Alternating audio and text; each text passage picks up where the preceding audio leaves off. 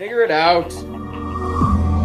Hello, this is Adam Koralik from Figure It Out Productions. The following video is a video of some kind, and I hope you enjoy it. Hey guys, it's Adam here, and today we're going to be talking about a new device by a company called Unitek for the Nintendo Switch. What is it? It's a new type of Nintendo Switch dock that also allows you to store multiple games at once. Sound interesting? Good. But before we talk about it, if you guys could do me a favor, please like this video, comment down below, subscribe if you've never done that before, as well as check out all my social media stuff in the description. I've got Twitter, Instagram, Facebook, Discord, Patreon, really appreciate the support over there, my Spreadshirt, as well as my travel channel. All that stuff's in the description. Thank you so much. Now, yes, this new type of Switch dock by a company called Unitek, and full disclosure on this, they sent this to me for free for the purposes of review, and I thought, sounds kind of interesting. Let's take a look at it. So if you're interested in it, there's a link in the description. You can pick it up if you want to. So Unitek sent this to me. And they basically, in the past, they've sent me some stuff. I actually did an entire video on this thing. This is the Unitek 8 Game-in-1 Switch adapter. Basically, the premise behind this thing was that it has 8 cartridge slots or cart slots on it, 4 of which are active and 4 of which are passive. Basically, the point of it was that you could put 4 games in here, and then you would press a button, and it would allow you to cycle between those games. Hence, I've got 4 games, shown over there. That way, if you're into your physical media, which of course I am, it reduces the amount of times you actually have to get up and go to the Switch if you're kind of cycling between games. It's a cool little add-on for the Switch that, realized certain things. When I was younger, there was a Sega Genesis concept that was very similar but was never made public. Anyway, they did this for the Nintendo Switch, so I thought it was cool. They basically have decided to upgrade that design. They did once by including a wireless remote, which was one of the big criticisms they got. The other one was that they have these 8 slots on it, but only 4 of them are actually function. The other 4 are for storage. They are yet to address that one, but that's all right. All the same, this is their new device down here. Now, fundamentally, what it is a Nintendo Switch dock, which of course allows you to connect it to the TV, which I'm actually going to go ahead and boot up here so you guys can see it in action. Once we actually have it displaying on the screen here, you'll be able to see how the thing works in practice if the monitor feels like booting up. Whenever it feels, there it is. There you go. Okay, so we have our controller. We'll press A, we'll sync up, and boom, we're in the system. Now, I've got Mario Rabbids right there, Cave Story, Mario Kart Deluxe 8, or Mario Kart 8 Deluxe, and Sonic Mania. So, on the device itself, there is a button that is currently red. When you press it, as you can see, it will swap to the next game. Press it again, swaps to the next game, press it again, swaps to the next game, and press it one more time, and you're back around. Now, that means that this device that I reviewed previously is now integrated into the Switch dock, which has some benefits because obviously it reduces the amount of stuff you actually have to have on the system. If you don't like the idea that this thing was attached in the first place, you can use this. It also has some other additional built-in features. Because they built it this way, it's more like the Switch OLED dock where it actually has a broadband modem built right into it. That's actually, you can see right there how it's connected to the internet is actually a broadband connection. It has 3 USB ports, though this is a little misleading as only 2 of them are actually functional. Well, all 3 are functional, but 2 are usable, while 1 is actually required for another purpose, which we'll get back to. It has the 4 cart slots, as I mentioned before. It also has a single storage slot, which I would describe as effectively useless. I mean, that's the same idea they had on this thing where they were like, hey, we'll have 4 additional slots so you could put stuff in there, but I don't know why you would bother rather than, now they only give you 1. I just don't see the point. Obviously, the thing has HDMI out. And then it has 2 USB-C ports. This is where it gets a little weird. So there's a single USB-C port on this side. This is where you actually would, connect the power cable. Keep in mind that this device does not come with a power cable. You should still be using your original Nintendo OEM power supply. Just because of how the Switch is designed, you should always stick to that cable. Don't use third-party USB-C power supplies on the Nintendo Switch. The other USB-C power supply is the strange one, or port I should say, is the strange one, because the dock itself requires power from itself in order for the switching feature to function. So effectively what they've done is they've made a Nintendo Switch OLED model dock where it has the USB-C ports and it also has a built-in broadband port. And of course that required power.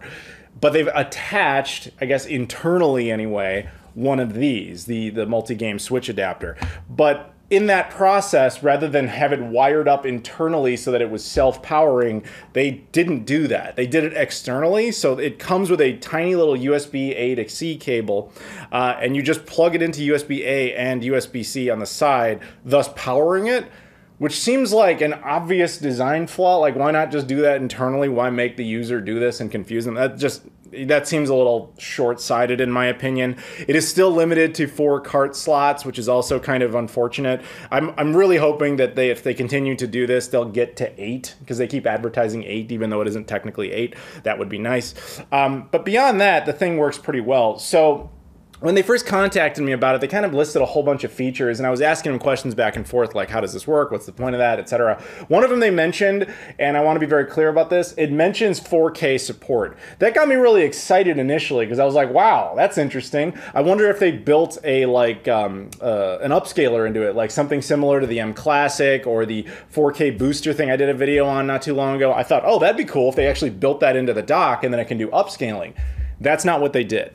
So then I was like, well, what's the whole 4K thing about? And they're like, oh, well, technically it supports 4K output. And I'm like, in what sense? Because the Switch doesn't output 4K, so where's 4K coming from? And effectively what they meant was that the HDMI port is capable of supporting HDMI 2.0 cables, which are technically capable of 4K. There's just no 4K input, thus they don't do anything. So hypothetically, if Nintendo released a new version of the Switch that output 4K, and it can, fit the dimensions of this dock, hypothetically, that would be ready to go out of the box, but that product doesn't exist. So in a sense, when you see this thing and it says it mentions 4K on it, just kind of ignore it. It doesn't really mean anything. It's a technicality of possibility in the event something else gets made. Some future proofing would be kind of a nice way to look at it, but that's not really what I would chalk it up to. It also comes with a wireless remote, which is this little, dongle looking thing. So when you press this, you'll see that the games cycle just like that, which is pretty cool.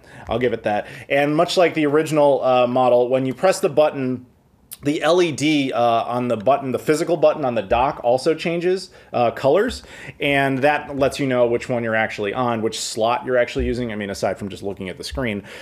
So yeah, honestly, there's not really much else to say about it. It's a Nintendo Switch dock that effectively just has these 4 built-in card slots in it. In order to get it to work, it has a little ribbon cable that comes out of the dock that goes into the Switch itself, and that's how the Switch communicates. Much like the original one, it would be advised that you completely close out any software before switching between games, because if you ignore that and just press the button in the middle of a game, you risk the possibility of corrupting your data. So don't do that.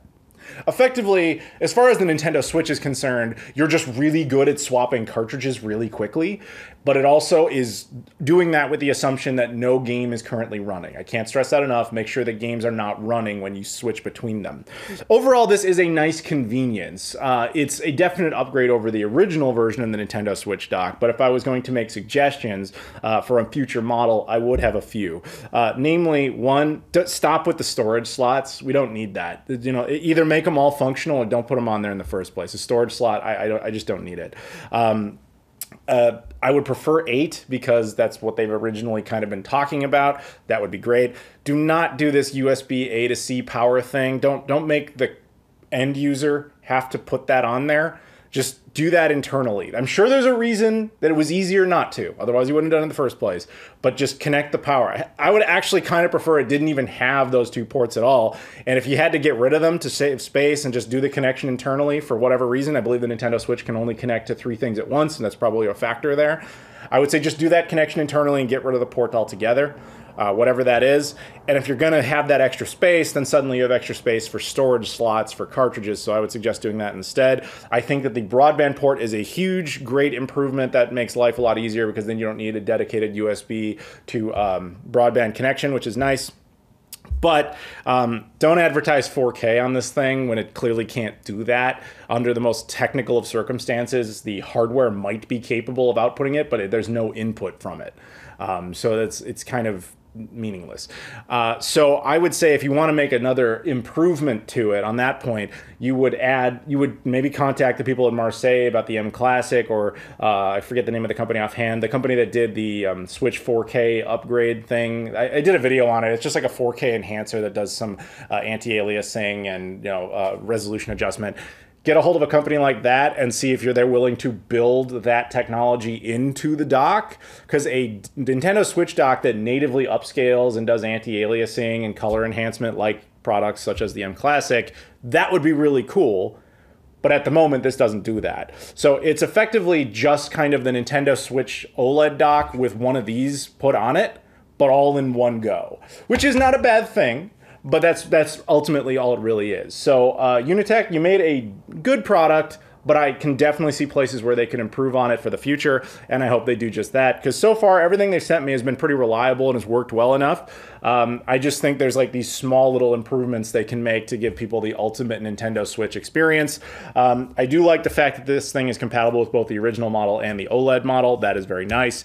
But yeah, hopefully they continue to make those improvements. So yeah, that's really all I have to say on it. If you want to check it out, there's a link in the description. You can pick it up for yourself. Huge shout out to the people at Unitek for sending it to me just so we could have the opportunity to talk about it. Obviously, thank you guys very much for watching. If you don't mind, could you like the video, comment down below, subscribe if you haven't done that before, and of course, check out all the social media stuff in the description. Twitter, Instagram, Facebook, Discord, Patreon, Spreadshirt, Travel Channel. Appreciate the support. Thank you so much for watching, and I'll see you all later.